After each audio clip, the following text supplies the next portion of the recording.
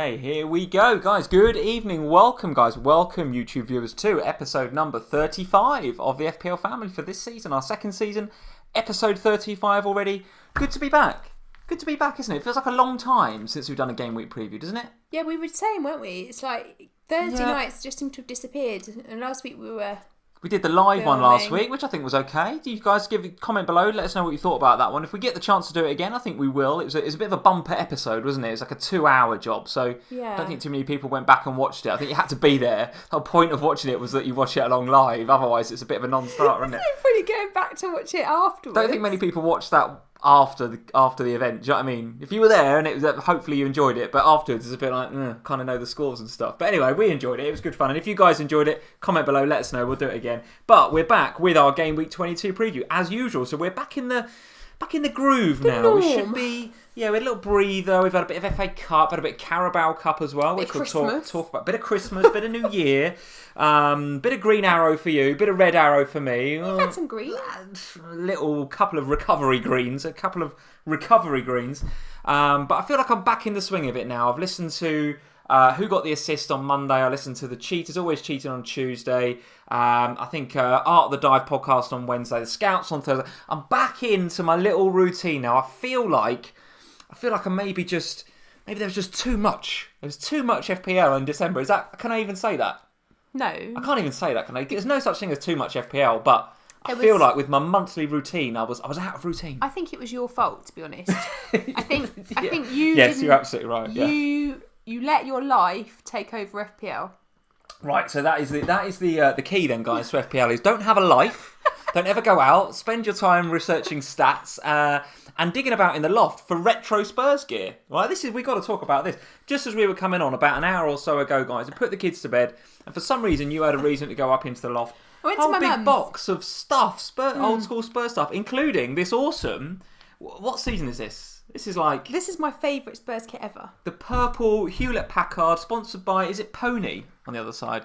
Yeah. Pony. Is Pony even a thing anymore? I don't even know. Yeah, I went to my mum and dad's earlier. My mum was like, got something for you. Like, what is it? She was like, here. Box of retro you stuff. moved out like years ago. Take your stuff. I was like, what is it? Love it. Open the box and it's full of like all my old Spurs shirts. So like they're going to make an appearance now every game week. We'll have another one over the next. We've still got a lot of love for the green one, the current one, but all these retro ones now knocking about. I love it. There's all sorts in there. There's like programmes from like way back in the day. There's season tickets in there from 1998, 99. I love that. There's a Spurs banner and stuff they sent me for my birthday. Much. Also, this little guy. So I tweeted this little guy before we came on air, so hopefully you guys can see that. There might be some more of them. We might dig them out. But for anybody that responded to my tweet and said, Sergei Rebrov, well done. Sergei Rebrov, who, by the way, this is from 2001, shooting 14 out of 15, crossing 15 out of 15. Legend. Passing 10, tackling 5. So there's his stats. Sergei Rebrov, anybody old enough to remember Sergei Rebrov, welcome to Team FPL Family. He was in your Spurs heyday, wasn't he? What would you have been, about 20s, maybe late teens when Sergei Rebrov was a thing? 2001? Yeah. I'm not going to tell you. 18, 19? Something like that. They've all figured out your age now. Excuse me. When was I born? You just aged me. Aged me beyond what I was. Don't even want to know. Guys, I was much younger than that. Thank you very much. Start this off on the right foot, shall we? Our little boy really wanted this, and Lee was like, "No, you can't have him until after the stream." Gotta share that. I've now, awesome. after this, got to sneak into our son's bedroom, pop him on his bedside table. So, guys, thank you for joining. Love it. I've got 120 of you guys in already, so thank you very much for joining. FPL Chancellor Dan is here. He's saying, Dan will like my shirt. Spurs should always be sponsored by Holston and Liverpool always by Crown Paints. You see, I think he's about our age, Dan. We met Dan, didn't we, just before Christmas at the FPL get-together. And I think he's our sort of era, isn't he? He remembers the Crown Paints. Well, is he our age or our age when you age us? I don't know. I imagine he's about our age. Ben Clark is here. How are you doing, Ben? Andrew Liu is here. How are you doing? FPL Boona just says, You'd army. Sparky Mere, how are you doing? Good evening. Gavin Gold is here. He says, Aguero, a must-have with the upcoming fixtures. A must-have. Well, that just leads us nicely into the polls, guys. So we've got 3 polls for you tonight. Check out the little eye in the top right-hand corner. We've got 3 questions. And I'm going to find my notes on my phone for who sent them in. So, the first question, and that was the Aguero post there that made me think of it, was that if you could choose one premium striker, who would it be right now? Aubameyang, Kane or Aguero? Lots and lots of rhetoric about these three on Twitter, on Instagram, in the FPL communities right now. I think the general feeling is that you can probably only have one. But a lot of people some people that have got two that want to kind of get off of one of them to get to Salah or to get to Hazard or to get to Sterling, because it feels like there's quite a lot of value in that midfield. And KDB. But if you're going to get off of one of either Kane, Aguero or Aubameyang, who do you sell? Very, very difficult to pick one to sell. Some people going for, the none of them option and going for a bit of a budget forward line. But I think the general feeling is structure of the team means that one of those is going to be in your team. So who do you fancy right now? Kane, Aguero or Aubameyang? And I think, by the way, there's a case for, any of those. You could pick any one of those, and I think they'd be a pretty good pick. Yeah, I'll give you my thoughts on that later. Absolutely, okay. And hopefully it's impartial, is it? No, it is impartial. Good, okay, very good. Question 2 comes from Neil Baxter. Thank you, Neil, for sending this one in. Arnautovic in the headlines over the last couple of days, right? Is he going? Is he staying? What's going on? I think there's been a bid from a Chinese club, an unknown Chinese club, that's come in for 35 million for Arnautovic, which I don't know his contractual situation, but that feels quite cheap for a player of Arnautovic's calibre, I must admit. But anyway, 35 million, but it's not necessarily the transfer fee that's the sticking point, or that may potentially has turned his head. It is the fees. It's the wages. The wages are something like quadruple what he's on today. West Ham have come out and said he's not for sale, haven't they? Well, they have, and I think his Just agent has said the same thing and that, but, is it just a negotiation tactic? And it feels a little bit, guys, a bit like the way that he left Stoke, didn't it? It feels a bit like that. We know he's an ambitious guy. We know that he's in it for the money a lot of the time. He's a bit of a... how would you call it? He's a bit of a flashy player, isn't he? One of those, he likes the lifestyle. Yeah. That's a feel I get from him anyway. But I also can't help but think that a lot of these players that move off to China, they do it towards the end of their careers once they've won stuff and they've got they've got the trophies and the silverware. It's and the that twilight kind of years, isn't it? Not an Arnautovic. Yeah, like being Dembele going. It makes sense, right? But Arnautovic, he's in the peak of his career. He's not won anything yet. It doesn't feel quite right. And I notice a lot of the club are saying he's not going, etc., etc. So for now he's an FPL asset. So what do? Get in the polls. Do you have him? Do you have him and you hold him, buying, selling, or just leaving him well alone? What do you think, guys? I personally can't see that move happening. However, what happens in the summer could be a different story. So thank you, Neil, for sending that in. And of course, we've got the last question about who's going to be your captain for Game Week 22. And all your usual suspects are in there, all the ones that you'd expect. The Hazards, Aubameyangs, Kane, Salah, etc., etc. So go check out those polls in the top right-hand corner. Click the little eye and give us your answers. And we will look at those at the end of the stream. So as usual, guys, we'll be doing all the usual stuff. Talking about our Twitter page, which is on the left-hand side. We'll be giving you guys a Patreon update as well, because we've now got 20 people supporting us via Patreon and taking part in the February Manager of the Month. So thank you to all you guys. And we'll be giving you guys a shout-out a bit in a bit. I'll be talking Jammy Picks, talking about our transfers and our captain's picks and all that sort of stuff. But I don't feel like we spent enough time saying hello. So we've got to say hello to a few more people. Peter Gray is here. How are you doing, Peter? Jeff Holt, the man, the myth, the absolute legend, and Patreon of FPL Family. Jeff Holt is here. Thank you, Jeff, for joining us. And moderator. Is there any more this man could do? What a legend. You say that, but he actually guested on a pod yesterday. Did he really? Yeah. Whose pod was that? You didn't listen then? I did listen, and he sent me the link, but I haven't listened. No, I listened to him tell me he was doing it. He sent me the link earlier. I haven't had a chance to listen because I have the kids today. All right, we'll get in the live chat after this. Get in the live chat, Jeff. Tell us where you were. So his guesting, skills mate. are expanding. That's it. He's getting more and more into the community. I Love know. it. What Can a you legend. believe it? We'll be seeing Jeff on here soon. What a legend. In his own channel. Andy Bick is here. How are you doing? Aaron Chen. Hi, FPL family, he says, with lots of smiley faces. Must be lots of green arrows in the Chen household, I suspect. Neil Baxter is here, who sent in the question. Thank you, Neil, for sending that in. FPL Loco is here. Karam is here. Karam, how are you doing? Karam is actually growing on Twitter quite a bit as well. If you've not checked out Karam yet, Karam, put your handle in the live chat, mate, because lots and lots of very, very good conversations with Karam about FPL and teams and strategies and stuff over the last week or so. So go follow Karam. Diraj is here. How are you doing, Diraj? Alex Summerson.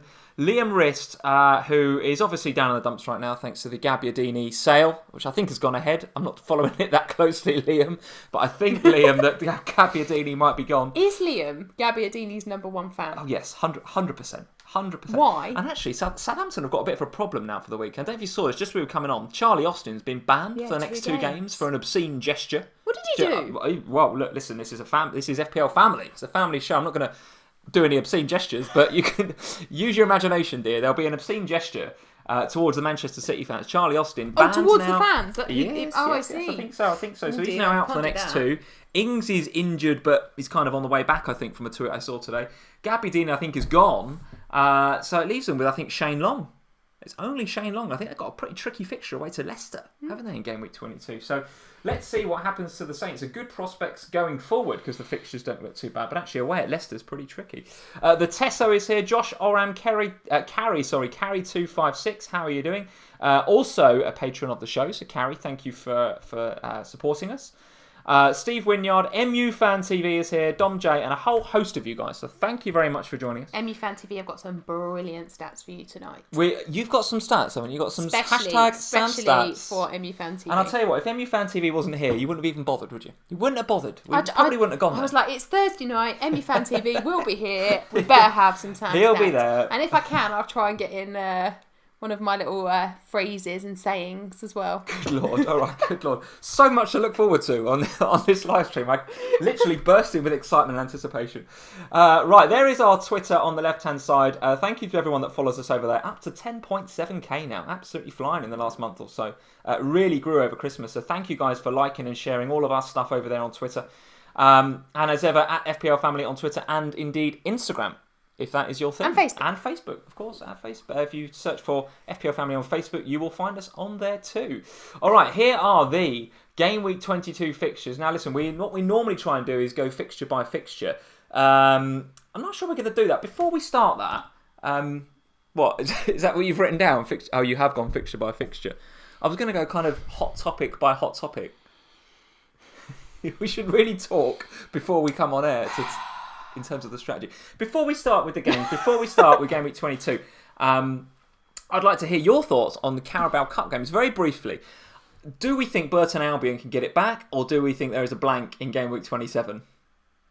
There's a blank. there's a blank in Game Week 27. Oh, Burton, I hope they're like, as long as they can just, it's at home, right? So maybe they could just look, maybe they could score. That'd be nice. There was some tweets about, City should have, eased off after it got to 4 or 5. Hello, this is a cup semi-final. If you want to smash them 9-0, smash them 9-0. Oh, but really? Did they? It was a bit unkind, I thought. Oh, it's a cup semi-final, Sam. And they played a strong team, City. As soon as you saw that lineup, you were just like, yes, sorry, yeah, Burton, must have thought, you're getting smashed. So guys, if you missed it, Burton lost in the first leg of the Carabao Cup 9-0. It was 9-0 to City, which is kind of frightening if you haven't got any City players in your FPL team like me. But what was really demoralising for Burton, surely, is that they trudged off at half time, like 4-0 down, and thought, we've only played 25% of this game. We've still got another 75% to go. Absolutely savage. Bless so because of that, City we're assuming are going to play in the Carabao Cup final, which clashes with Game Week 27. So if you look ahead in the tickers, guys,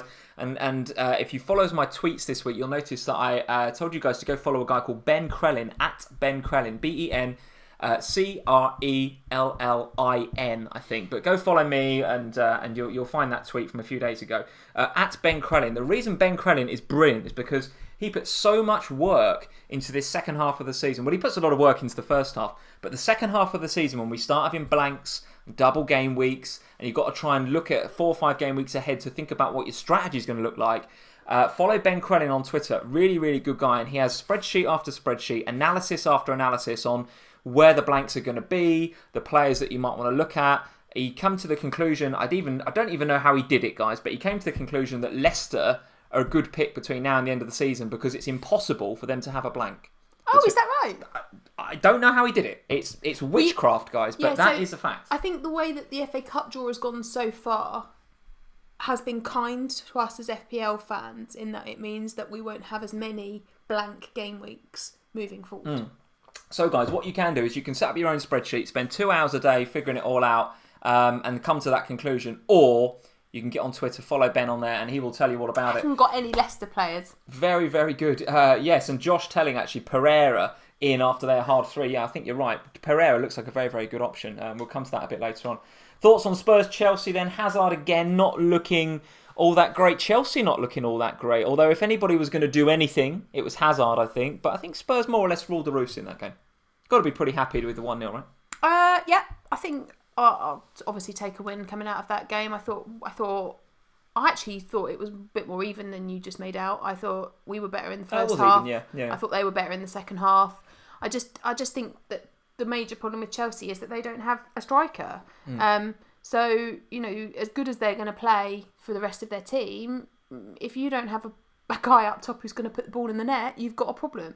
And as good as Hazard is, he's not a striker. So he gets a lot of FPL points when he plays false 9. Well, he does, but I just think, when you're playing against weaker opposition than we are, playing Hazard in a false 9 can be fruitful. But against a team like us, you need a decent striker. Gasinga, I thought, was absolutely outstanding. Played well. Again. Yeah, played well. Goalie. Got 2 very good keepers at Spurs. Oh, thank you. Excellent keepers. Yeah. We've got 1 now at least. Wow, yeah. I'm pleased. I think we go into that game week feeling confident. I sort of hope that Chelsea don't sign any strikers in the January window because that would be quite nice. They're being linked with a lot of people though, aren't they? And you can see, so it looks as if Morata is being linked with Sevilla and a couple of other Spanish sides, I think. So it could be that he goes there. Giroud is injured right now, although I don't think it's a really, really bad one. I think it's a couple of weaker. But they are being linked with, they have been linked in the past with Callum Wilson. There's a lot of conjecture on Twitter about potentially Callum Wilson going to Chelsea, which if that happened, I think Callum Wilson becomes an absolutely amazing FPL asset, right? At whatever price he's at, 6 point something, I think. So he becomes a great asset if that happens. So watch that space. But there's talk of maybe somebody a little bit older coming in, like a Higuain or a Cavani. Well, there was a ridiculous rumour my dad was telling me about today about Diego Costa coming back. Oh, goodness me. Now the manager's gone. And I said, are you joking? And he was like, look, I'll take anyone at the moment. And I was like, but Costa, Mr. I'll have a stop and disappear around the world. But I think let's just keep an eye on it. Let's keep an eye on it. There's so much to happen, isn't there, at Chelsea, I think. I agree. And I think with Chelsea from an FPL point of view, it's difficult. But, I think we take heart from that game. Going to Stamford Bridge with a 1-0 lead, that's positive. Yeah. Okay. And Jatin Gidwani, thank you for joining Jatin. He's quite rightly said, and I saw a tweet on this earlier, Batshuayi is back, actually. He is so back, Valencia cancelled the loan early. I didn't know whether it was Chelsea did it or when Valencia did it. Jatin's saying Valencia did it. I wouldn't be surprised if maybe Chelsea had quite a lot to do with that, though, given the current situation. I thought that I read that it was mutual. It was by mutual consent because Chelsea needed him. And to be fair to Batshuayi, he's been doing very, very well in Germany, right? So for him to come back, do you think he walks into that team? Yeah, they haven't got anyone else. I think there's a really good chance that he becomes a pretty good option. As much as we as FPL managers like to see Hazard in that false 9 position because he gets a lot of FPL points, he has come out and said that he prefers to play wide. Sarri, I think, prefers for him to play wide too. So that's Chelsea's preferred position, as much as we as FPL managers would love to influence what Chelsea do on the pitch. But actually, from an FPL point of view, I think I'd rather have Hazard playing in his actual position with a striker up top. You think so? Yeah. Yes, statistically gets more FPL points, I think, in that false 9. I just think Chelsea would score more goals this way. And therefore, when they score more goals, he's going to get more points from things like assists and stuff. You could be right. Chelsea do look better when they have a focal point. There's no doubt about it. They're scoring like they're not hitting big, are they, when Hazard's up top? So I think if they've got a decent, and by decent I don't mean Morata, I mean an actual proper good striker up top. So many things wrong with my statement about Batshuayi. Sam, so many things wrong with my statement about Batshuayi. I don't think he's been playing in Germany. Some of you guys are saying it's Valencia, which is in Spain, it's not Germany. In Spain. And Bry Sutcliffe, thanks for joining, Bry. Batshuayi scored 3 in 20-odd games. So my statement about he's doing well in Germany is completely gone. I don't think... Because I was having a conversation with Batshuayi about Batshuayi. I wasn't talking to Batshuayi. I was talking to my dad, who's a Chelsea fan, about Batshuayi earlier. And he was saying that this is why I thought it was mutual, because I don't think he's playing very much. Okay. Raghav Shakar. Oh my goodness me, sorry Raghav. I'm just going to call you Raghav. Batshuayi loan is cancelled by Valencia. No chance of him playing at Chelsea. He says Sarri doesn't prefer him. Well, there we go. But surely he's got to play him. I mean, he's not got anyone else. Got many others, have they? To be honest. So there we go. I mean, so Chelsea. Let's get into the fixtures. They have got a nice fixture, no doubt about it, against Newcastle at home. Lots of people considering what they do with Hazard. Back-to-back blanks for him, including a Carabao Cup game, if you count that as a third game. So then 3 games without seeing a lot from him, although he has looked dangerous.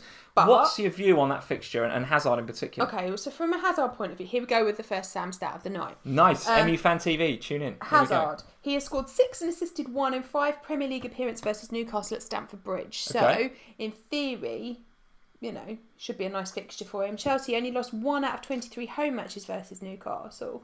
And of those games, they've scored 18 goals in the last 6 and only conceded 2. Now, obviously, a lot of those were at a time where they had a decent striker. Sure.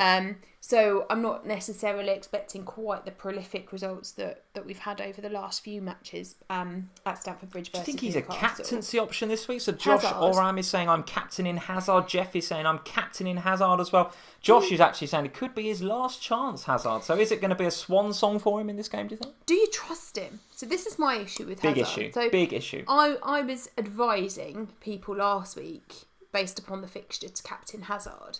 And obviously it didn't go well. But so looking at him now, I'm looking at that match thinking, okay, that's a nice fixture again, nice home game against Newcastle. But having watched Hazard for the last match of the day, and then again against us on Tuesday evening, you kind of find yourself thinking, well, I didn't see anything from him that would. No, I didn't see anything from Chelsea that would make me want to captain Hazard. Sure. It's not about Hazard, it's about Chelsea as a team. I just didn't see the spark from them that would mean that I felt that Hazard was going to get enough fantasy points to warrant putting the captain's armband on him. They really lack pace, I think, Chelsea right now. If there's one thing that defenders are scared of, it's pace. And I'll tell you who I was actually quite impressed with in the Spurs game was Callum Hudson-Odoi. Now, I know he's been Where's he going? Well, I know he's been linked away with all sorts of places, isn't he? I think Bayern Munich and a few other German teams might be interested in him. But I think he's 4 point something in the game. He's incredibly cheap. So if he could get a bit of time in that Chelsea side, I think he could be an absolutely great FPL asset. The challenge at Chelsea is outside of Hazard, they're lacking a bit of pace. They knock it about beautifully, right, with Jorginho, and they've got people that can pass the ball, no problem at all. But Willian and Pedro are sort of the wrong end of 20 now. They're nearer 30 than they are 25. Morata's a complete donkey. Giroud is fine for holding it up, but is not really quick. Hazard is quick, but no one else is on his wavelength. That's my problem with Chelsea. I think you're spot on with that. You're spot on. It's not that Hazard is a bad pick. He's not. No. On his day, he can be explosive, he can get penalties, and when he does get goals and assists, his underlying stats tend to mean that you're going to get bonus points on that as well. So even if you get 1 goal from Hazard in a 2 or 3-0 win for Chelsea, it's probably worth 8 points to you. So I just don't feel that Chelsea as a team will get enough goals to warrant picking Hazard when there are other assets out there who I think the team will mean that your players return better. Does that make sense? It does. And so the question I want to ask you, and Steve Wynyard is saying the same, he's saying Hazard's a premium troll, and Tim Lee is saying I'm dropping Hazard, etc. Can you even pick Hazard then? Because Hazard is in that bracket, he's 11 point something, right? He's the sort of player, if you're going to spend 11 million quid on somebody, you want to be able to confidently armband him every time he's got a home game, right? That's what we do with Kane. Pretty happy to do that, I think. Salah, every time he's at home, we're happy to do that.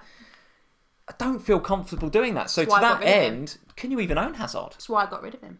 Yeah, you've not got him right now, have you? Not got him. All right. Because I don't trust Chelsea. And it's actually got nothing to do with Hazard, because every time I watch Hazard, I am wary from a fantasy point of view that there is the chance that Hazard... But I don't ever, and I might get bitten by this statement, but I don't ever watch Chelsea go on a rampage against someone in the same way that you see City do or Liverpool do. So I look at Hazard and I think, right, you're going to cost me 11, whatever he's going to cost me, 11 million. In a team that I see scoring maybe 1, maybe 2 goals at best in a match. Yeah, it's not enough, is it? Or I can earn Sterling, who might score... City might score 9 in a match. All right, now I've got to play Burton every week. But you take my point is that, I just feel like if I'm going to spend that much money on a player, I want them in a team that is scoring. Even Spurs, you look at Spurs at the moment, prolific goals everywhere. So I'd rather own an asset from one of those teams that's performing well, because I feel that then my money is well spent and the player is likely to return big points. Whereas I kind of feel that with Hazard at Chelsea, it's going to be all about Hazard. Okay, all right. What about the other Chelsea assets? What about Alonso? You're on him right now. Yeah, I'm on him too. We've been talking in recent weeks about maybe getting rid of him, freeing up some cash. But listen, I think he's still the top scoring FPL defender in terms of proper, FPL points. Yeah. Seemed to have a bit of a penchant for hitting the woodwork over Christmas, which just got deeply frustrating. So even though he is the top point scorer now, he could be far and away the top point scorer with a little bit more luck. Not really passing the eye test in my opinion, but I think got a couple of bonus points in the 0-0 the other week against Southampton. So an 8-pointer, you can't really complain with that. Chelsea are reasonably tight at the back as well. You can bank on them for a clean sheet or two. Feelings on Alonso? Want to keep him or want to sell him? It's really tough with Alonso for me right now. I kind of keep looking at him and a lot of people are getting rid of him. And then I look at this fixture and think, I don't really see Newcastle scoring away from home at Chelsea. And the statistics don't suggest that they're going to score away from home. So I want to keep him for this game. So many people getting rid, but I think that that's more to do with the fact that they want the money to spend on other players than it is to do with Alonso himself. So I'm looking at him dropping in value and I'm thinking, well, why is that? But I think a lot of people are going to, like Josh was saying earlier about Pereira, or going to David Luiz just to free up the money that allows them to do the midfield transfers that they want to do. Absolutely. I think another player that's very popular that's been transferred in for Alonso is Trent Alexander-Arnold. Now, the Liverpool defence in the FA Cup game against Wolves consisted of, well, to start with, it was Lovren and Fabinho. And we've never seen Fabinho at centre-half at Liverpool, but he has played there, I think, before. He's played, I think, at right-back, I think, for Brazil before. So he has got some history of playing in a defensive role, but it's the first time that he's played in a Liverpool shirt at centre-half. And we played a kid that we bought from Ajax, who's 16, Hoeva, I think is how you say his name. Looked pretty assured on the night. He looked good, actually. He looked all right. He done it for a 16-year-old kid. I mean, goodness me, come in and done fantastically well, I think. In a team that wasn't a team of decent players around him, Yes, it was a really half-hearted team, from Klopp, wasn't it? I mean, I must admit, I was obviously not very happy to be out of the cup, but at the same time, I could see that Klopp's demeanour before the game was that I think he felt like that game was he needed that, like a hole in the head, that game. He just didn't want to have it. And even came out and said, well, others had a really nice draw, so they can afford to rest players. We need to rest players too. We just happen to have a really tough draw. And Wolves, with the exception of Doherty, who got a rest in that game, which is good for us FPL owners of Doherty, played more or less a full-strength team. Now, if you get to Molineux against the full-strength Wolves, that's a tough game anyway, even if you play your first 11. But the fact Liverpool played more or less a second or third 11, I've got no complaints about the lad that played at the back, Hoeva. No complaints there. Origi and Sturridge, on the other hand, absolutely awful. And the other thing is that, I know you don't like being out of the cup, but from that point of view, from a fantasy point of view, what is it, Gameweek 30? That is potentially the blank game week coming up. You've now got a guaranteed game against Fulham, who have also gone out. So, yes, absolutely. Nice captaincy on Salah there. I would think so. So talk to me about your Liverpool players that are in your team. You've got Robertson, you've got Salah. I'm on those two as well, and I'm pretty happy to be sticking with those. After the Brighton game, the fixtures continue to look good for Liverpool. And if we have a look at the Fantasy Football Scout ticker, you'll see that it's pretty much a wash with blue there, with Palace, Leicester and Bournemouth at home as 3 of the next 4, with only a trip to West Ham, who are not exactly watertight. So Liverpool 4th there in the ticker, lots and lots of blue on the Fantasy Football Scout ticker. Tell me about your thoughts on trebling up, and while you do that, guys, get into the live chat. Tell us what you think about Liverpool. How many are you going to have? Peter Gray saying he's got no Liverpool, which I think is a risk right now. Steve Wynyard, I've got Robbo, Trent and Mo, so he's doubling up at the back. Julian Bennett saying my eventual triple Liverpool will be Trent, Gomez and Salah. Lots and lots of you going for the triple up. So how do you feel about the triple up? Or are you happy with the double? No, I want the triple. Okay. But I want Firmino. You've been calling Firmino for some time, haven't you? Yeah. Have you got any stats on him, or just the fact that over Christmas he tends to come alive second half of the season? it's always the same. It's always around Christmas, comes alive. It'll go on a run now, and we've seen it over the last couple of weeks. Obviously, got a few couple of goals over the last couple of game weeks. Yes, absolutely, yeah. 3 goals, I think, in the last 2 game weeks, something like that.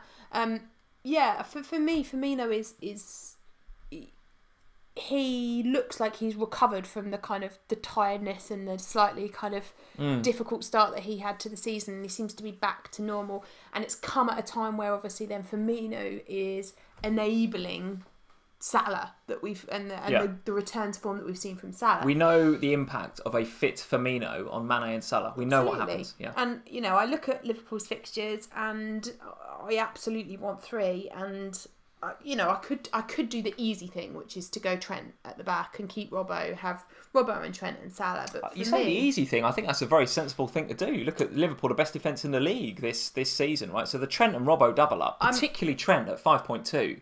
Astonishing value, surely. But that's what I mean by the easy thing, because it's easy to get Trent in. It's not difficult to manufacture him into your team because he's there or thereabouts level with a lot of the other defenders that I have. But I really fancy Firmino, and I just know that if I don't do it, it will haunt me that I've not done it. So give me your thoughts on how you do that then, because so we talked about the fact at the beginning of the stream that you're probably going to have one of those big hitters up front, Kane, Aubameyang or Aguero. In your case, it's Kane. Mm-hmm. I think you've got him alongside Jimenez and is it Success still? No, it's Rashford. Rashford. Okay, so you're not going to sell Rashford right now. That's clear. Well. So, whoa, no, you're not going to sell Rashford. Well. Goodness me. So Rashford out potentially for Firmino? Are you kidding me? I'm really thinking no about. Chance. Yeah. No chance. Rashford right now I'm thinking about getting him in. Rashford. United's fixtures after Spurs. United's fixtures are fantastic. I'm not going to argue with you over that, given your overall rank. But Rashford out seems very, very rash, if you ask me. Does it? I feel very, very rash. I think Rashford out. No. I'm keeping a close eye on Rashford and what happens at Man United over the next few game weeks. Why? Rotation is at risk, or what's your thinking behind it? He's on fire. I think there's a few risk factors with Rashford, aren't there? There's Sanchez and Lukaku. Now, Sanchez and Lukaku. Well, let's see what happens. I don't think that Sanchez and Lukaku can sit on a bench indefinitely. I just don't see that happening. So that means Martial probably loses out for Sanchez. Well, who's losing out for Lukaku if they're going to play him? So I need to kind of watch what happens at United over the next couple of game weeks. I'm not planning to do the Firmino thing yet because Liverpool's run of fixtures is nice for a fair while yet. So I'm going to keep my eye on it and see what happens.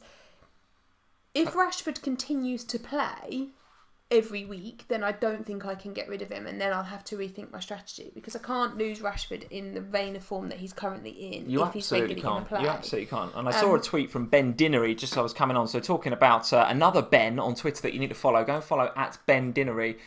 He is the guru for all things injuries, but he's also very good with team news and updates coming from the clubs and stuff. So at Ben Dinnery on Twitter, he tweeted a bit earlier that United, somebody in the United camp, be it Solskjaer or somebody else, I think it might even have been Solskjaer, had come out and said that Rashford is the first choice forward right now. He is the first choice forward. Now, the challenge I have with the tweet is that Ben cited the Daily Star as his source for that. Now, if you guys that are outside the UK, the Daily Star is a newspaper here in the UK with very, very little credibility. Let's just put it that way. It's sort of a newspaper. It's sort of a newspaper. It's sort of a rag. It's sort of useless. It's good for recycling. You probably don't. Everything that they say you want to take with a bit of a pinch of salt, to be honest with you. But the fact is, it's out there. Yeah, and we said when we spoke about Rashford on the FPL show last week, 3 goals, 2 assists under Solskjaer. He is playing incredibly well. Man United look good under Solskjaer, but they haven't played anybody particularly yet. So the Spurs game at the weekend will be a good test of that. Absolutely. And Lukaku hasn't been playing because he's been injured and he's been out the side, and it's been inconsistent. But you can't. I struggle to understand how a fit Lukaku who's playing well can sit on a bench. I just really struggle to see that. So until I see, and I said, we talked, didn't we, about how Solskjaer's giving Rashford lots of one-on-one attention. Yeah, it's his boy, isn't he? Yeah. Don't get me wrong, I'm more than happy to own Rashford, but there is a niggling doubt in the back of my head that says this can't last indefinitely. I'm with you, I think, but I just think Rashford is just such hot form right now. I think you've got to definitely keep him for the Spurs game and see how that goes. Oh goodness, I'm not going to get rid of him. He's the most transferred in player this game week. I'm not going to get rid of him yet. And I think it's 1 or 2 game weeks, 3, maybe even 3 game weeks down the line that I can then assess, because I've covered for Liverpool, right? I've got Salah, who I'm going to captain in most of those game weeks. I've got Robbo, who's brilliant. So in terms of Liverpool, I'm all right with Liverpool. It's just I would really like Firmino, but I don't want to lose Jimenez either. So I'm just watching. So just finish up on the Trent conversation then. You're watching, acting? How are you Trent? feeling about Trent? Yeah, 5.2. If you look at the Liverpool injuries right now, Klein, of course, has gone on loan to Bournemouth, so he's no longer a threat for Trent's place. Gomez is still injured for a little while, I think. Don't know if he's still on crutches or not. I haven't seen any footage yet, but he's still injured for a bit, so he's no threat either. Even when he comes back into the side, I would expect that he will challenge Lovren for that centre-half position. I've got a feeling Trent is pretty nailed on between now and the end of the season in that right-back slot. Taking the odd free kick, getting forward into nice positions. A 5.2, guys. If you've not got a Liverpool defender at all right now, go and invest in Trent Alexander-Arnold would be my advice. Oh, well, I would 100% agree with that statement. It's hard, right? Because I look at my other defenders and I think there's only really one that I wobble over, and that's Alonso, and I just wobble over him every week because of how expensive he is. And how much value he's costing me every week because people keep transferring him out. So, I could absolutely get Trent in for Alonso, but then I like Josh said, I look at in 3 weeks' time and I look at those Pereira fixtures and I think, maybe. Yes, maybe, yeah, Maybe I fancy a little punt on him. So I don't know. I don't really like a defensive double up because I don't like to play them both at the same time. Mm-hmm. Just because you lose one. I know that this is Liverpool and you're not losing clean sheets very often. But if you do lose a clean sheet, that's 8 points, which is a lot. Well, MU Fan TV is saying with these defensive issues at Liverpool, expect goals from the opposition. Liverpool have been incredibly tight this season, no doubt about it. Well, with the injuries, Lovren's injured for a bit, and Gomez is injured for a bit. Even Virgil van Dijk has supposedly got sniffles this week. He's got the sniffles or something. I expect a big lad like Virgil to be absolutely fine if he's got a sniffle. But so nevertheless, just an excuse to miss the game. It's a long old trip down to Brighton, isn't it? It's a long old trip, but I think. No, I meant the cup game. Was it not just an excuse? It could be, yeah, it could be. I think he's going to be fine for the Brighton game, right? But I take MU Fan TV's point, right, is that with all of these defensive injuries, could we see? I don't see Liverpool conceding a ton of goals all of a sudden, but might we just see the odd goal from the opposition? Potentially, and it's that's stopping me doubling up with Trent right now. I think going forward with the Liverpool fixtures. Absolutely one that I'm looking at, Trent Alexander-Arnold. Really, really good value. Alonso to Trent would save me about $1.5 million. And I don't particularly see that as a massive downgrade. It would pain me to lose Alonso because he's a reasonably regular deliverer of points. That leave you with no Chelsea at all? It would leave me with no Chelsea, but the way that they're playing, I don't think I'm too upset about that. The thing that's stopping me is what happened this time last year when I fell away, when I got Christensen in for Alonso, which was awful. It still haunts me, guys. Still haunts me. But Alonso to Trent doesn't feel like a downgrade. It feels a bit sideways potentially, but doesn't feel like a downgrade. At 1.5, could save a lot of money. Sanchit Gupta is saying Trent at 5.2. It's so crazy. Rad Farrar is saying Trent, the best defender in the game. Sanjit is also saying Alonso giving 5 points every week. So he's pretty consistent, but he's the most expensive defender in the game. So do you need a bit more than just the clean sheet? Maybe you do. Just before we move on, and I want to go to Spurs next to talk about the impact of Son leaving for the Asia Games and the impact that's going to have on Kane. So we'll talk Spurs in a second. Before we do, I want to give a shout out to all of our new Patreons. So we started up a Patreon a few weeks ago, just at the beginning of January actually. And we already have quite a few of you guys that join us on the live streams and on Twitter supporting us already. So we've got all of you guys here on the screen that are our new patrons and are supporting us, and we thank you for that. It's very, very kind of you to do that. But you guys will also be in the FPL Family Manager of the Month for February. So the league code is now out there. You guys that are here on this screen hopefully can see that league code now on Patreon. The league code is nowhere else. It's not on Twitter. It's not on YouTube. We won't be giving it out on these live streams, of course. It is in a locked post on Patreon.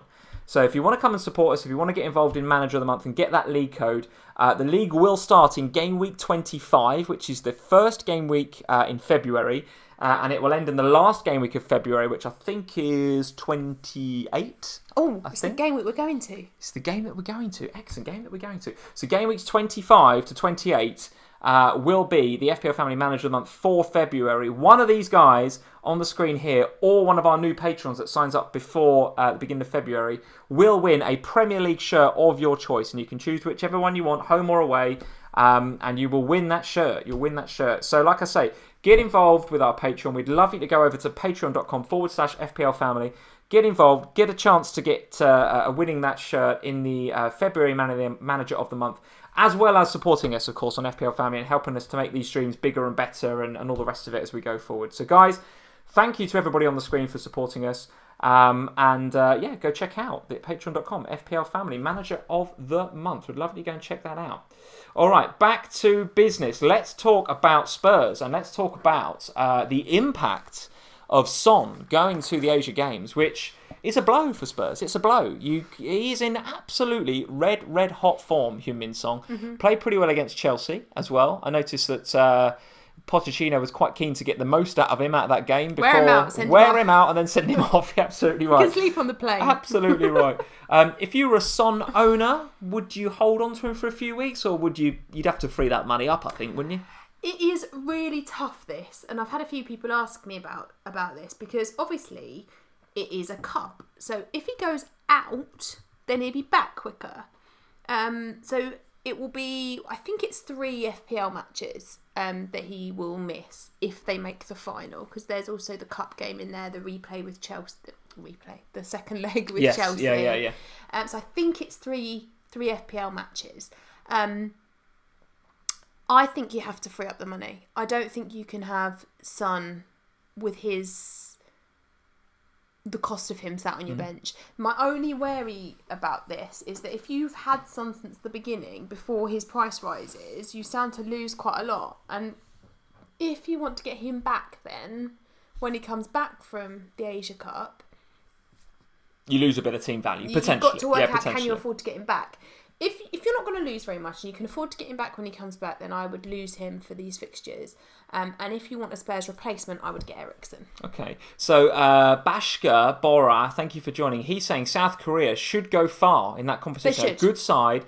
So I know what you're saying about him getting knocked out early, coming back early, but they won't. Chances are they won't. They're going to do pretty well. They should win it. I think they're the favourites. They've got some really, don't mean to be disrespectful, but they're not playing... Got some decent sides. Yeah, they're not playing people that should offer them too much of a challenge. Sure. Obviously, but at the end of the day, it's like the World Cup, right? Anything can happen. You get upsets all the time. Absolutely. So it's potentially, there is potential there that he might come back early, and as a Spurs fan, we can hope.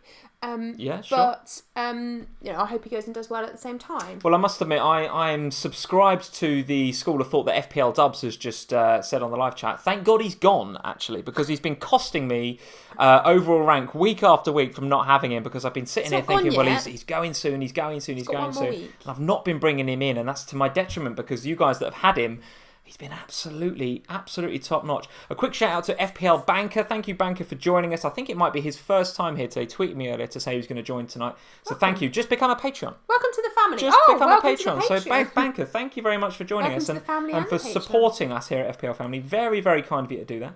Just to finish up on Son... and his impact on Kane as well in particular, because we've all got Kane. You and I have got Kane, a popular pick obviously in FPL. You think that makes Kane play a bit deeper, or do you think Eriksen there means that Kane continues in that spot? No, and I think what we saw on Tuesday evening was Lamela was back.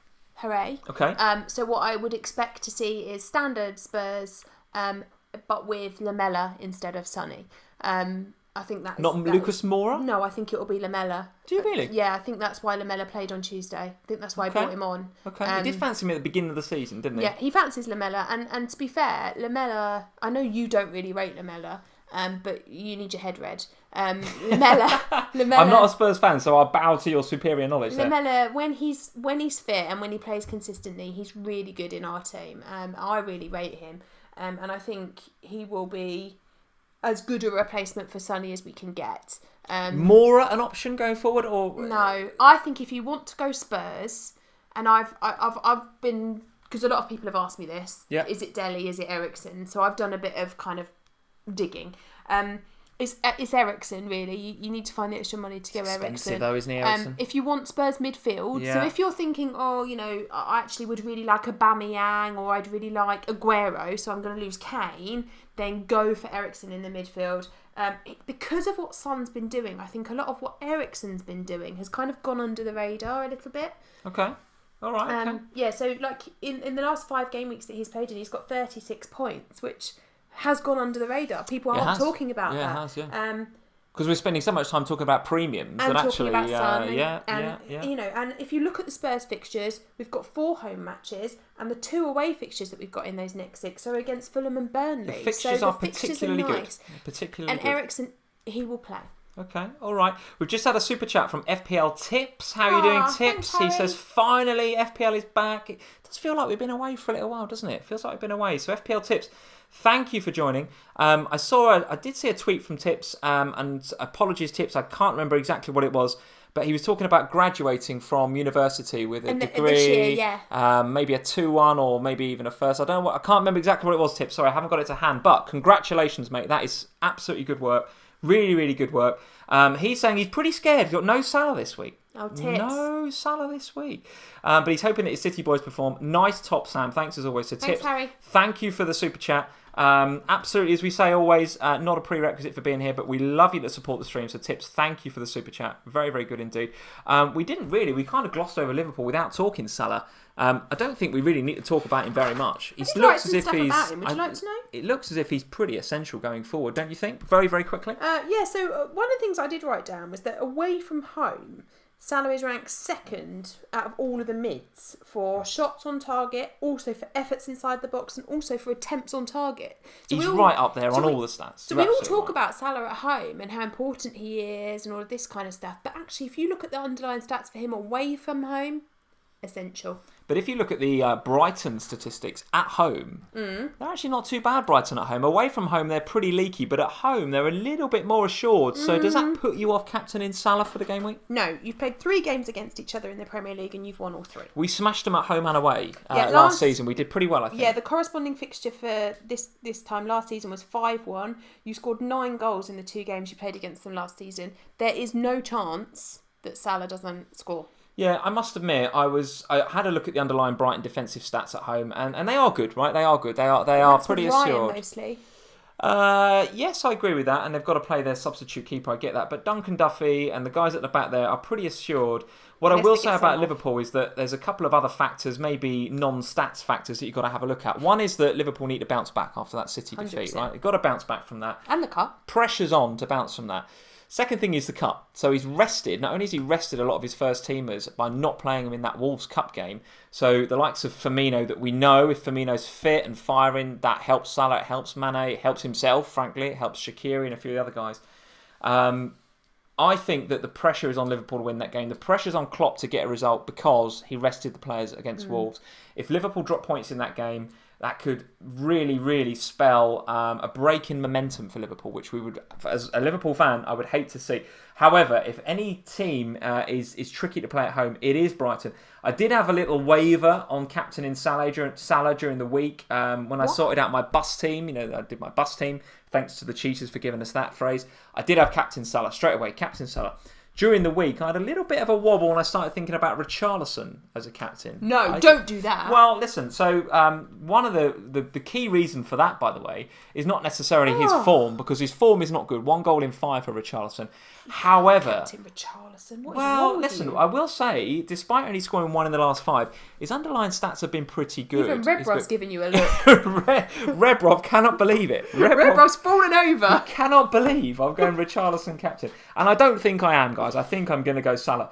But I did have a look at Richarlison. The eye test, he has been passing it. He's been getting into decent positions. His underlying attacking stats don't look too bad. He's on the goals imminent table on FF Scout. If any of you guys are members on FF Scout, go look at that table. He's on the goals imminent table there, and his XG, his expected goal statistics, don't actually look too bad. Also, Bournemouth, very, very bad defensively, as we've seen, letting in goal after goal after goal. Was it that weird game last game week, the 3-3 with Watford? I mean, they're just leaking goals left, right and centre. But don't you just feel a bit like Richarlison could easily just troll you again? Absolutely, and that is my problem with him, is that he could he's either going to get 2 goals that game or he's going to get absolutely nothing.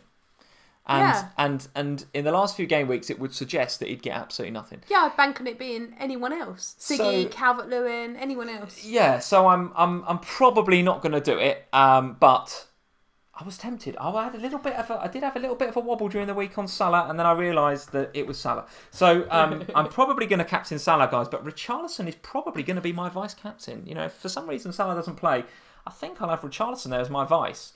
Any thoughts on the Everton assets in that game? Pretty quickly, because we've got to get to teams and jammy picks and all that sort of stuff. Bournemouth are terrible defensively, no doubt about it. Terrible. I think the addition of Nathaniel Klein there at right back enhances them a little bit. But I don't think a lot. I think the problems are still there with Steve Cook and a few of the others. So happy to have Digne, I think. Although I would back Bournemouth to potentially score in that game. Are you going to play Fraser as well?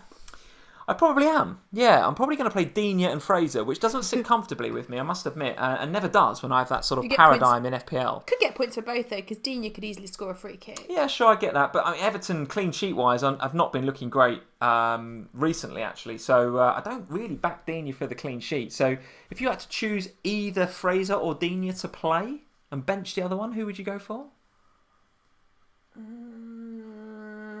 I think I'd be tempted to go with the attacker. You know, I think I'd play Fraser. It's hard. So I mean, I don't know. Part of me thinks I'd probably play Digne because he's got the home match, and Bournemouth don't travel very well, and there's lots of uncertainty about Callum Wilson. Will Callum Wilson still be there at the end of the window? You just don't know how that's going to affect them.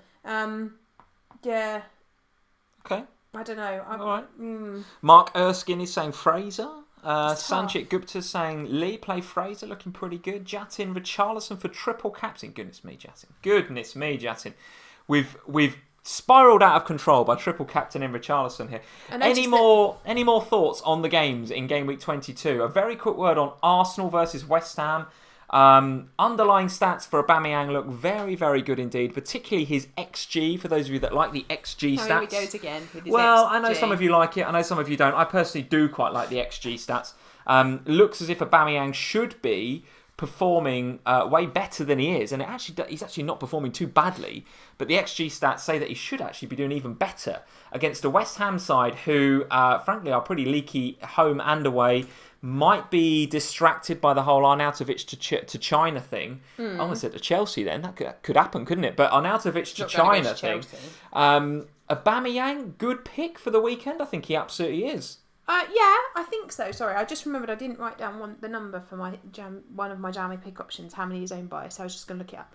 I think he is a good pick. I think it's really tough with Aubameyang because, like we've been talking about, and like one of your polls is about, we're in a situation, I think, now where with those 3 premium strikers, you really can only have one of them now. Salah is essential. So we're looking at, is it Kane? Is it Aubameyang? Is it Aguero? And I think Aubameyang's the one that's kind of losing out in that race of who's, because people look at Aguero and go, do you know what? I want to be part of that City team. I want somebody from City.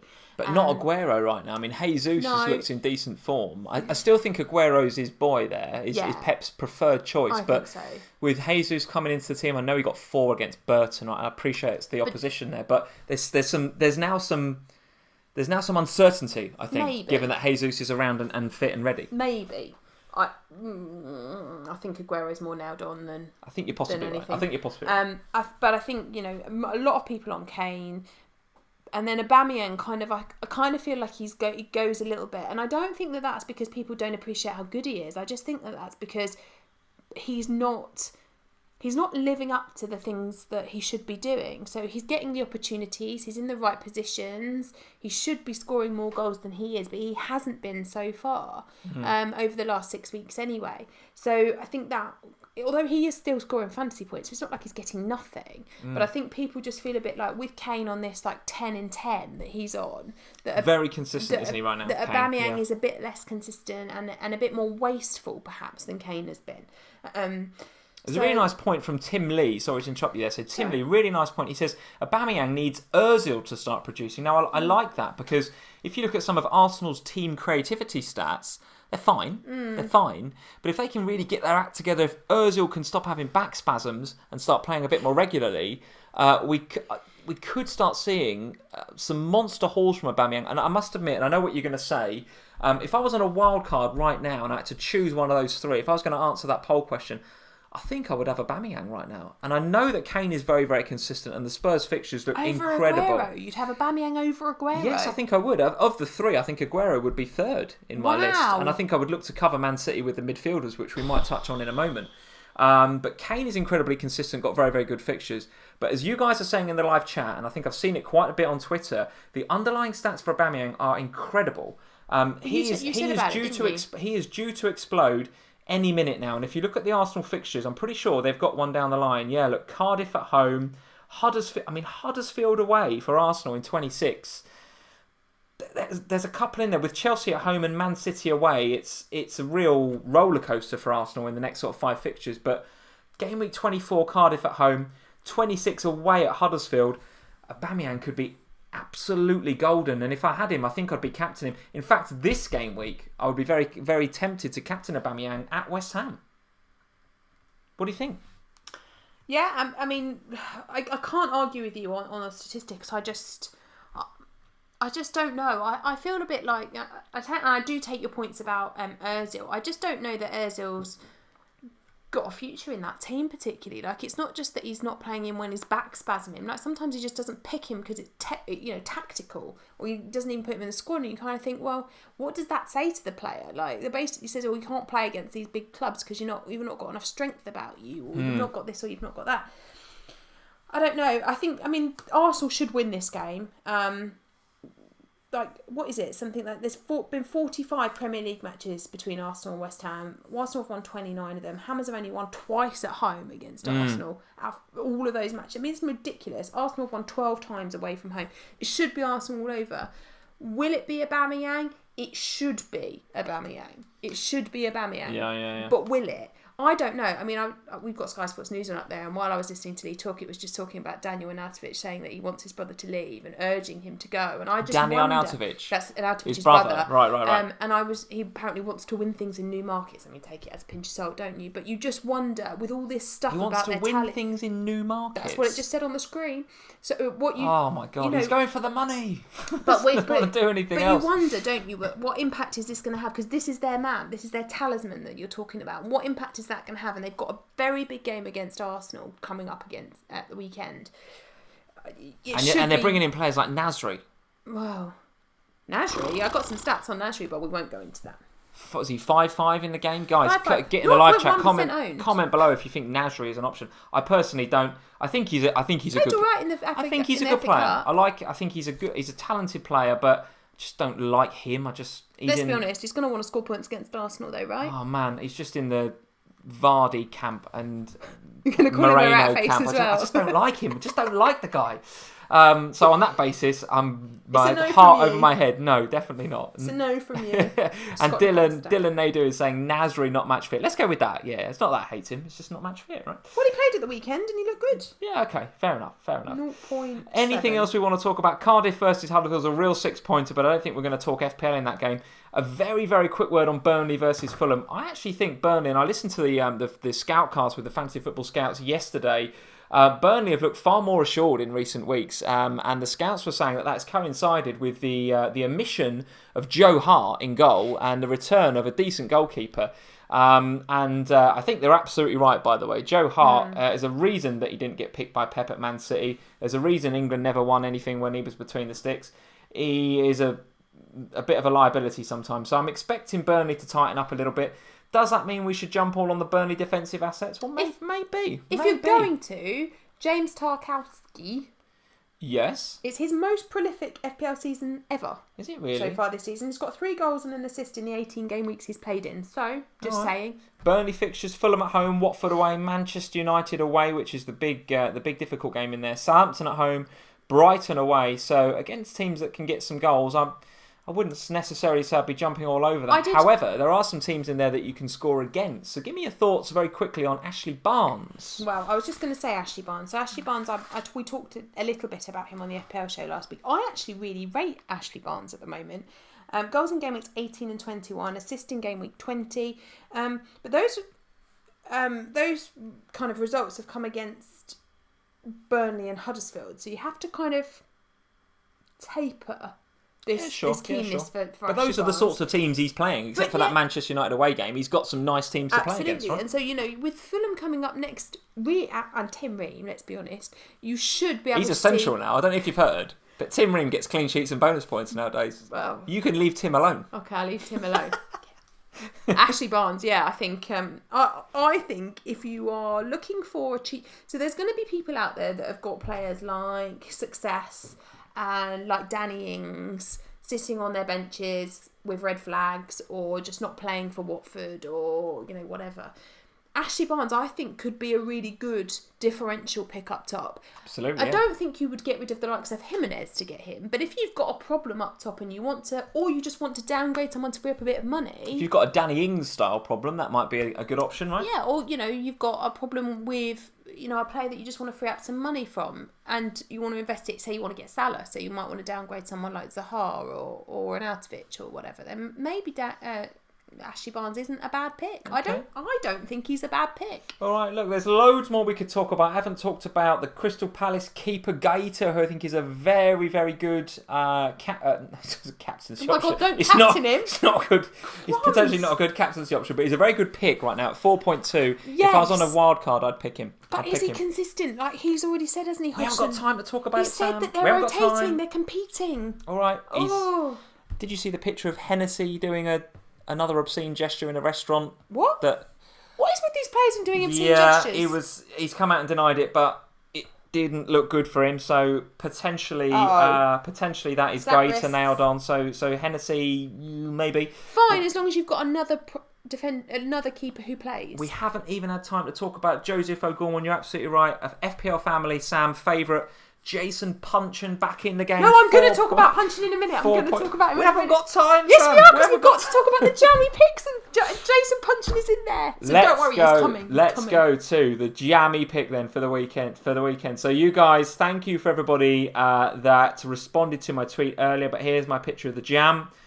Let's talk about the community Jammy Picks in a second. Right now, I'd like to hear from you, Sam. Who is your Jammy Pick for Game Week 22? Okay, well, I really wanted to have Jason Punchin this week. I really did, but I can't. You can't have him. I really wanted to. He's only owned by 0.7%. He's gone on loan and has been called the leader of the dressing room. He is absolutely nailed. He's scored 24 Premier League goals in his career. He will score before the end of the season, you mark my words. So my view on him, by the way, is if you're wildcarding and your strategy is to have three reasonable players up front and you're looking to burn that fifth midfielder position, good option. I'm getting him. Good option. 4.2. I think Aaron Moy is. I don't know if he's really badly injured, but he's got a bit of a bad injury record at the moment in this season. So you get the feeling Punchin's going to come in for him. I don't think he's as good a player as Aaron Moy, but he's better. Listen, at 4.2, if your strategy is to go weak with that fifth midfielder slot, Jason Punchin could be an option. Torreira to Jason Punchin is 100% on. Oh my God! It's on. Goodness me! Right, no bicycle kicks from Jason Punchin. I can't believe you're getting rid of Torreira that quickly. I've had him for about 6 game weeks now. Jammy Pick, Sam. Let's go. Right, so my Jammy Pick this week is Jordan Ayew. Jordan Ayew? Yeah. Said no one ever. Jordan Ayew? Yeah.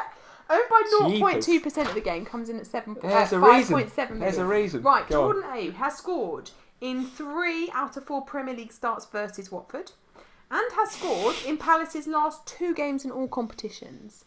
Has he really? Yes. So Jordan Ayew, what's his TSB? What's he owned by? 0.2. 0.2. Jordan Ayew. Welcome to the Jammy Pick Brigade. Yeah, for you guys that are new to the stream, FPL Banker and a few others, you're new to the stream. The Jammy Pick is something we came up with when we first started these streams, and it's born out of the way that you and I have played FPL for many, many years, and the fact that you just come out with these random picks and they just perform. We've already had a couple this season, like the Torreira, bought him in on a hunch bicycle kick, like Tadic the other season, where you bought him in just because you like the look of him and he got 2 goals and assists.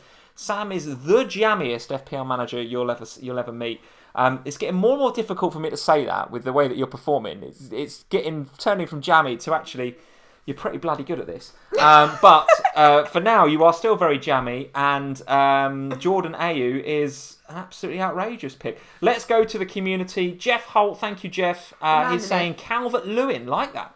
Calvert-Lewin, one that you called out. I tell you what, on the FPL he's been show. watching the FPL show, hasn't he? He's been listening to me. I bet he has. I think he's a good pick as well, Jeff. Calvert-Lewin, a good pick. A good pick.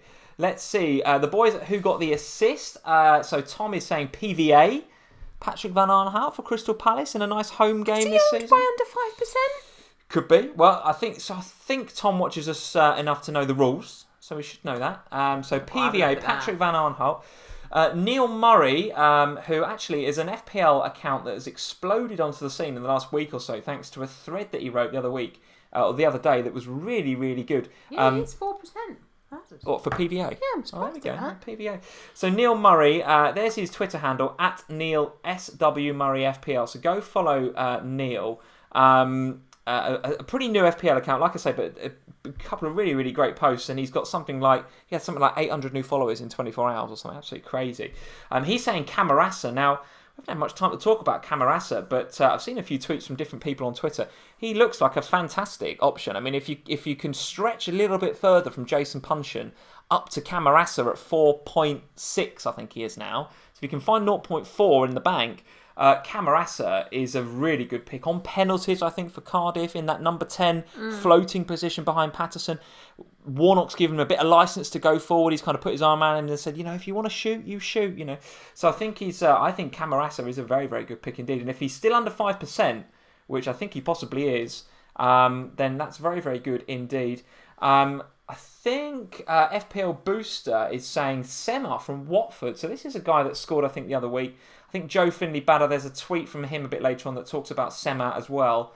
So the Watford midfielder, 0.2% TSB. Yeah, Camarasa, 2.8%. 2.8 for Camarasa, still very much a differential. Now listen, Cardiff aren't going to score a lot of goals, we know that, but if they are, it's a pretty good chance that Camarasa is going to be involved. So 2% owned, goodness me. Oh yes, and indeed, Andy Nash at FPL Nashville 86 is saying, if he's fit, then still only 2.8% owned. Given his 4.6 price tag and recent attacking returns, should be a really big game against Cardiff. Yeah, absolutely right. There's Joe's tweet about Ken Sema, 4.6 million, 0.2% owned for Watford. So keep an eye on this guy. What kind of dance is that? Another vote for PVA, another vote for Camarasa, another vote for Ken Sema. Micah McClatchy, who I know is in tonight, FPL rookie. Thank you for joining, Micah. Barnes, he says, who, as we said before, is still under 5% owned. So lots and lots of... There is. Ruben Byman actually says AU. Oh, there 0.2%. So you got one person that agreed. There you go. There you go. Just one. Let's see. Any others? Let's just pick one more. Vardy in there. Can't believe he's under 5%. Seb Hodgson 02. Nasri, as we mentioned before. Yeah, Nasri is. I wrote some stuff about him as well. There we go. Willian says FPL fraud. So lots of nice jammy picks in there, guys. Lots of nice jammy picks. But the FPL family jammy pick for Game Week 22 is... Jordan Ayew. Listen to that. There we go. There's a nice jammy pick for you. Right, let's have a look at teams and transfers and captains for the game week. So here is my team, guys. I'm going to zoom out from this a little bit so that you guys can see it a bit better. Here we go.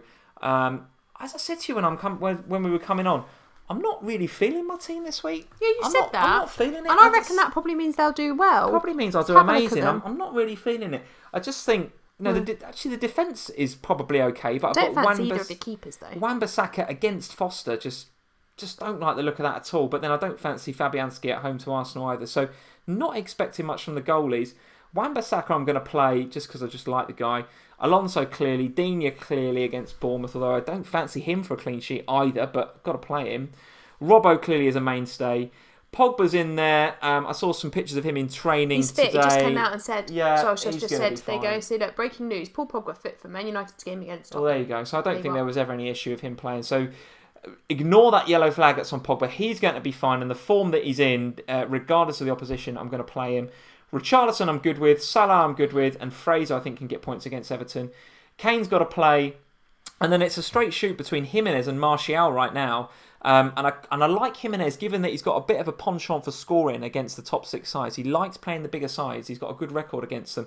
And the way that City are playing at the back right now, not many clean sheets at Manchester City. So I'm going to play Jimenez, but not expecting a brace or a hat-trick or anything like that, right? But it might get me some points over doubling up with Pogba and Martial against Spurs, which I don't fancy. I fancy Spurs to be reasonably resolute, as they usually are. Transfers wise, I haven't done one yet. And I'm not sure that I'm going to be honest. I quite like Martial out for somebody. I've had a look at maybe downgrading Ings to Colin Quaynor so that I can do Martial to Sané. No longer in the Premiership. Not even in it anymore. Not even in it. But he's in the game and he's the cheapest forward going. So if I did Ings to Quaynor... Maybe just wait a bit. He might drop in price when people get rid. No one owns him, so you're not going to get rid. That would allow me to do Martial to Sané, which I've thought about. I've also considered... What did I consider? Well, bench boost will be rubbish, though. Yeah, bench boost would be a nightmare. I also considered doing Fraser to... Was it Fraser or Martial to Camarasa? I think it might have been Fraser to Camarasa. Fraser? Yeah, either way. One of those two down to Camarasa. And then Ings up to Firmino. That seems like a big jump. That must be Martial. Martial to Camarasa. So that I could do Ings to Firmino. So that's something I could do. Love that. I've also thought about taking money out of defence. Lots and lots of things going on in my head, guys. But because... Don't fancy Ashley Barnes as a punt instead of... No, I don't. Because, Burnley, I just don't... I can't get excited about them. So for me, there's too many things going on in my head in terms of what I could do. So because of that, I'm probably going to do nothing. I'm probably going to hold it. I'm probably going to wait until we see what happens next week. I can't get rid of Martial because... the Man United fixtures next week, I think they've got 2 really nice home games, then they've got a nice away game, then another nice home game. The fixtures look incredible, and I do want to double up on Manchester United. I would like Rashford. Don't get me wrong, I'd like Rashford. But given that I've got Martial and Pogba, I think I want to hold those two. Really, really keen to see, as Andrew Liu and a few of you other guys are saying in the live chat, what happens to Callum Hudson-Odoi. If Callum Hudson-Odoi plays for Chelsea against Bournemouth this weekend... and Sarri gives us some feeling that he might want to play him a bit more often, absolutely, I'll be looking at him. Well, you'll be looking at Callum Wilson if Chelsea sign him, won't you? Absolutely, yes, absolutely. And Tim Lee is saying Arnie. Well, I think given what's going on in the transfer market, I don't think I want to go Arnie right now. But I was pretty keen on him. A few of you guys are saying don't bench Martial. Yeah, there might be a last minute change with Jimenez out for Martial. That could happen. Oh, that will hurt you. Just don't fancy United to go crazy against Spurs. I just don't fancy that. So there we are, guys. I'm probably going to roll my transfer, and then next week I'll take a fresh look at it. Liverpool got a nice home game, I think, so I'll be happy with Salah. United will have a nice home game, so I'll be doubling up on United. You guys are saying keep Fraser. He's a season keeper. I don't disagree with that. But in my head, I'm starting to move away from this I need 15 players squad mentality into one of these 15 is going to go for a mega cheapie, and I'm just going to burn that third bench spot because I feel like we're coming out of the Christmas rotation period. Probably not going to need your third spot. Might even burn, get Bednarak in or something at the back. 3.9 for Southampton looks pretty Actually, don't think a Bednarak is a bad pick anymore. I don't think he is either. And if Digne doesn't buck his ideas up, then it could be Digne for Bednarak to free up a bit of money. He will again as soon as you get rid of him. You've jinxed him. But either way, there's going to be, at some stage, a leeching of money out of this team, and it's going to be either Bednarak or Camarasa or Callum Hudson-Odoi or Colin Quaynor that comes in. And I'm going to start looking at my squad of 14 rather than 15. So there's me, guys. Probably going to roll it, and probably, unless I have a last minute taste for Richarlison, it's going to be Salah captain. I think it's going to be Salah captain. Don't captain Richarlison. Don't do it. Let's have a look. I can't deal with your mood. I cannot deal with your mood when he does nothing, and then you've got to watch Salah. Salah rip it up against Brighton. I don't do Can't it. deal with it. No. Here's your team from last week. Changes and captains for Gameweek 22, please. No changes. Holding transfer. Right, okay. I have decided my new strategy for this current period of FPL is to make 2 transfers every other week. Because I kind of feel like it's more upgrading, so I don't want. There's no point in taking money out of somebody to then just leave money in the bank for a week. I might as well keep them and then do the 2 the week after. So that's my strategy. Okay. Am I happy with them? Yeah, ish. Yeah. Wan-Bissaka will be playing. Robertson will be playing. I'm gonna bench Doherty. And. Thoughts on Felipe Anderson, keeping him against the Arsenal? Yes, yeah, I'm going to play Felipe Anderson. Okay. Long term, how are you feeling about him with the Arnautovic saga that's going on? He's my pondering at the moment. Stats actually say that he does better without Arnautovic. Yeah, so my pondering is on Felipe Anderson and what to do with him. Yeah, so... I just got to give a quick shout out to the Tesso. He's saying, I'm with Sam, lol, 2 free transfers. Got to do one, otherwise he's going to just burn it. Gets the award, the Tesso, for this game week's most boring transfer. He might just get Button for Hamer. Sensible.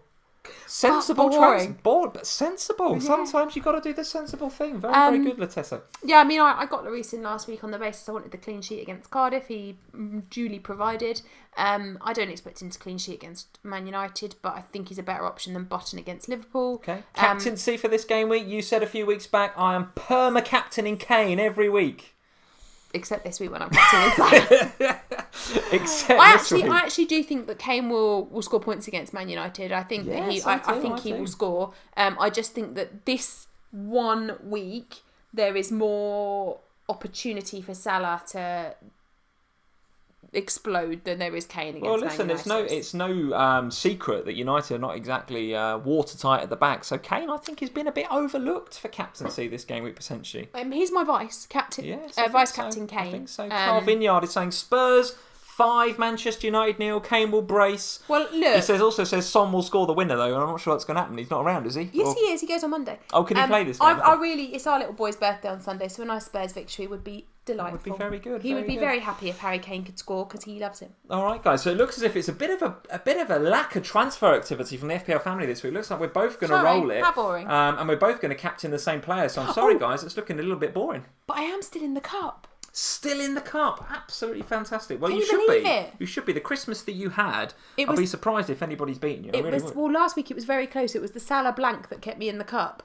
Very good. All right. Oof. All right. Well, listen, guys, before we go, as you guys are saying, as Steve Wynyard is saying, as Josh Oram is saying, thank you, guys, he's saying, polls. So let's have a look at the polls. Only 3 questions this evening. We've been talking about captains. We're both going Salah, so we're going to do that one first. And I'm going to hit Salah. 52% of you guys saying Salah. Yeah, Salah, absolutely. On Kane. Aubameyang, 23%. Hazard, 17. Kane, 4. And Aguero, 2. I must admit, no Aubameyang and no Hazard worries me, but the way Chelsea are playing, I'm less concerned about Hazard. But no Aubameyang worries me this week. It worries me. I think he's on for a good game week. But 52% of you saying Salah, which we cannot disagree with here at the FPL family. Premium striker, if you were going to go for one, Aguero, Kane or Aubameyang, Sam, who would you go? Kane. You'd go Kane, wouldn't you? I think I'd go Aubameyang if I was on it right now. But 49% agree with you. Oh, with those Spurs fixtures? I know, but Aubameyang is going to... 10 and 10. Any minute now. And the Spurs fixtures. Any minute now, Aubameyang is going to get a 16, 17 get points. Behind Any minute now. So Kane, half of the guys agree with you. 49% agree with you. 38% going Aubameyang. And 12% going for Aguero. Arnautovic, how are you feeling about the Chinese-bound Austrian Arnautovic? Buy, sell or hold? How would you feel about that? Well, I don't have him. So I'm just doing nothing. You would just hold, I think. If you had him, I think you'd just do nothing. Do nothing. All right, okay. So 60% are saying hold, which I think is the do nothing option, guys. I think, isn't it? It's the if you've got him, stick with him because he's apparently fit and raring to go.